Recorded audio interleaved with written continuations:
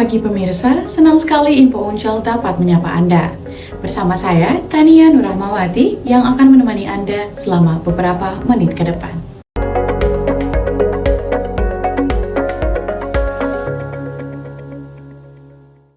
Pembangunan total atas desa telah mencakup seluruh aspek pembangunan yang digagas oleh PBB sejak pendiriannya hingga kini usai diterapkan. Dengan diterapkannya pula, maka seluruh warga desa harus menjadi pemanfaatnya dan harus dipastikan tidak ada yang terlewat. Salah satu indikatornya ialah desa sehat dan sejahtera. Tujuan ini dimaksudkan untuk menjamin kehidupan warga desa yang sehat demi terwujudnya kesejahteraan, juga untuk percepatan pencapaian tujuan pembangunan berkelanjutan. Pembangunan desa yang sehat dan sejahtera menyarankan adanya pelayanan kesehatan yang merata di masyarakat. Namun, desa yang banyak di Indonesia menjadi salah satu tantangan pemerintah dalam hal ini. Kami sedang berada di Desa Pasirlaya, Kecamatan Sukaraja, Kabupaten Bogor. Kami akan mengusut bagaimana pemerataan pelayanan kesehatan yang ada di desa ini. Dalam upaya mencapai desa sehat dan sejahtera, pelayanan kesehatan apa saja yang sudah tersedia di Desa Pasirlaja ini sih, Pak? Kondisi di wilayah Desa Pasirlaja berkaitan dengan pelayanan kesehatan, alhamdulillah setiap bulan rutin kita melayani warga masyarakat yang dilaksanakan di tiap-tiap posyandu yang berkaitan dengan kesehatan, di mana di Desa Pasirlaja ini ada 13 posyandu. Dan selain itu kami selalu berkoordinasi dengan pihak ketiga berkaitan dengan pelayanan kesehatan apabila memang ada hal yang darurat bersifat segera dilaksanakan tanggap darurat. Kami bekerjasama dengan pihak Puskesmas Cimandala dan Batalion Kesehatan Pomad di Desa Cimandala. Untuk mencegah terjadinya kasus DBD, tentunya kegiatan fogging perlu dilakukan. Kira-kira kegiatan itu biasanya diadakan kapan saja ya, Pak? Berkaitan dengan DBD, masalah fogging itu menurut kami itu kurang maksimal. Makanya kami rutin selalu memerintahkan dan menghimbau kepada para lembaga desa dan mitra desa yang ada di wilayah kami berkaitan apabila terjadi DBD, kami selalu melaksanakan bina K3 atau melaksanakan gotong royong bersih-bersih di lingkungan secara serentak di wilayah kami sebanyak 44 RT. Seringkali kegiatan fogging itu dilakukan setelahnya adanya kasus penyakit DBD di salah satu daerah Desa Pasirlaja. Mengapa itu bisa terjadi ya, Pak? Memang pada kenyataannya di wilayah kami ataupun wilayah yang lainnya apabila sudah terjadi baru bertindak. Nah, memang berkaitan dengan fogging ini warga masyarakat ada rasa kekhawatiran. Apabila terjadi di suatu wilayah ada korban DBD selalu ingin difogging. Sedangkan pelaksanaan fogging yang pertama kami rasa ini kurang maksimal. Kedua, memerlukan anggaran yang memang tidak atau belum dianggarkan oleh kami berkaitan dengan 3 tahun ini masih penanganan masa pandemi di wilayah Desa Pasirlaja. Apa yang sering dijumpai dalam kegiatan tersebut? Apakah kurang meratanya anggaran dari pemerintah menjadi salah satu penghambatnya kegiatan tersebut sehingga tidak bisa dilakukan secara rutin?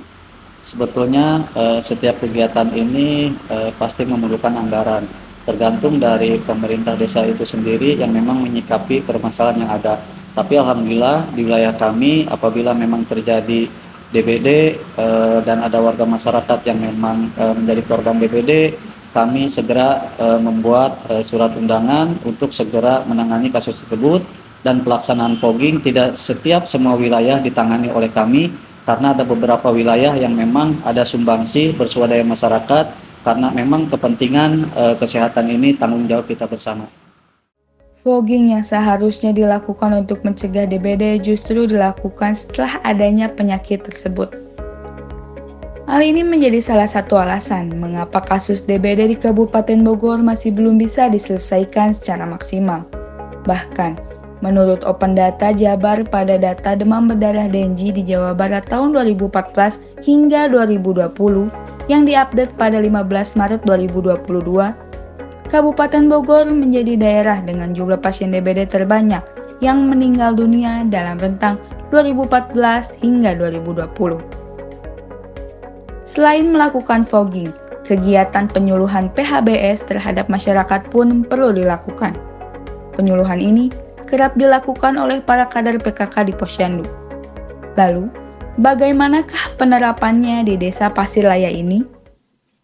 Jadi DBD ini kalau untuk kader Posyandu yang kami jalankan rutin, terutama setiap bulan kami diminta untuk laporan tentang PHBS setiap rumah. Di sini ada format periksaan rumah. Pemeriksaan rumah misalnya satu, sarana pembuangan kotoran, penyediaan air bersih, pembuangan sampah, pembuangan limbah, jendela ruang tidur, lubang asap dapur, ruang tidur tidak lembab, tidak padat penghuni, pekarangan dimanfaatkan, terus kandang terpisah dari rumah kalau yang mempunyai peliharaan. Format ini selalu diminta oleh bidan desa untuk dilaporkan beberapa rumah. Kalau PHBS sebenarnya semua warga itu sudah mengetahui. Hanya pelaksanaannya yang belum maksimal. Itu tadi kendalanya, kita sebagai kader Posyandu, karena ini ibu rumah tangga semua ya, bukan dari para medis gitu. Jadi kita menyampaikannya juga harus dengan pertama hati-hati. Hati-hati itu khawatir yang punya rumah itu tersinggung. Tapi keinginan kami itu kena sasaran ya. Ketika ada anak atau warga yang kena DBD, baru kita lapor ke puskesmas, terus tiba-tiba ada fogging, terus ada pemberian obat itu sebenarnya kurang efektif. Karena satu yang seharusnya dilakukan oleh warga adalah bersih-bersih dulu. Ketika sudah bersih, terutama bagian luar aja dulu. Misalnya teras dengan pembuangan air. Tanpa ada rumput-rumput.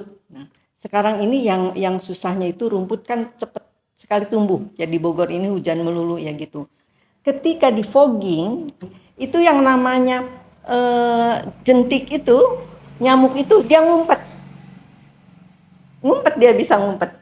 Dan fogging itu juga kadang-kadang hanya asap. Tuh udah di fogging tapi lantainya kok nggak licin gitu ya, nggak licin. Yang fogging dari RT 8 sampai RT 1 dari atas dulu, saya kebetulan di RT 7. Yang fogging masih kedengaran belum selesai. Kalau kita goyang yang namanya rumput itu digoyang sedikit, ternyata nyamuknya pada terbang, jadi kan masih hidup, dia hanya pingsan aja. Gitu. Fogging itu memang nomor 2. Yang pertama itu adalah PHBS, perilaku hidup bersih dan sehat. Baik di dalam rumah, keadaan rumah itu bukan berarti harus bagus, tapi rumah sederhana tapi bersih, sanitasinya cukup, tidak lembab, ada kamar mandi, sebaiknya bak mandi itu di ember besar supaya mudah dibersihkan ya. Kami juga kalau ada yang DBD suka mendapatkan abate puder untuk dimasukkan ke dalam bak mandi supaya jentiknya mati. Mungkin kendalanya itu karena perumahan kami itu berdempet-dempetan, ditambah lagi dengan tempat pembuangan air depan rumah itu, parit itu kebanyakan ditutup. Ada yang ditutup mati, ada yang bisa dibuka. Itu yang sulitnya untuk kita membersihkan bersih banget gitu ya misalnya. Tapi ini kan yang namanya jalanan air, kalau satu rumah bersih, satu rumah enggak, terpaksa. Itu kan macet juga. Harusnya tuh semuanya gitu ya. Jika masyarakat bisa memaksimalkan PHBS, tentunya akan membantu penurunan kasus DBD, penyakit penular, dan penyakit tidak menular lainnya. Untuk itu perlu dipastikan apakah warga di Desa Pasirlaya ini memiliki kesadaran terhadap PHBS. Kalau yang saya ketahui, hidup bersih dan sehat itu kita dimulai dari dalam lingkungan kita dulu. Kita harus menjaga satu kesehatan kita supaya tidak mudah sakit. Terus kita juga menjaga lingkungan kita seperti sampah-sampah, khususnya di dalam rumah kan, sebagai ibu rumah tangga harus memisahkan sampah organik dan non-organik. Jadi kita harus ya supaya menghindari tadi ada jamuk di lingkungan kita gitu. Selama Anda berada di lingkungan sekitar sini, apakah sudah pernah melihat kegiatan fogging dilaksanakan di sini? Untuk di lingkungan rumah kita suka ada fogging, biasanya dalam sebulan atau ya sebulan sekali, ataupun kalau misalnya lagi tingkat yang kena DBD-nya banyak suka di fogging. Biasanya suka ada laporan dulu, nanti kita weekend itu suka ada Sabtu atau Minggu di fogging. Harapannya sih untuk desa kita ya tadi sering untuk kayak posyandunya ataupun puskesmasnya dilengkapi fasilitasnya. Terus juga buat ya itu sering dipantau juga sih, kayak takutnya lagi banyak masyarakat yang kena DBD, jadi kayak baik vitamin ataupun di fogging itu penting sih buat saya untuk selalu dipantau oleh fasilitas daerah kita gitu. Kegiatan fogging seharusnya diadakan untuk mencegah kasus DBD. Namun di Desa Pasirlaya ini, kegiatan fogging ada ketika kasus DBD tersebut sudah terjadi. Desa Pasirlaya ini telah melakukan salah satu solusinya, yaitu dengan mengadakan penyuluhan PHBS, salah satunya melalui ibu-ibu kader di posyandu tertentu. Saya, Rasina Zara Fadila, melaporkan kembali ke studio. Berita tersebut sekaligus mengakhiri perjumpaan kita kali ini. Saya, Tania Nurahmawati, beserta segenap tim yang bertugas pamit undur diri. Terima kasih dan sampai jumpa.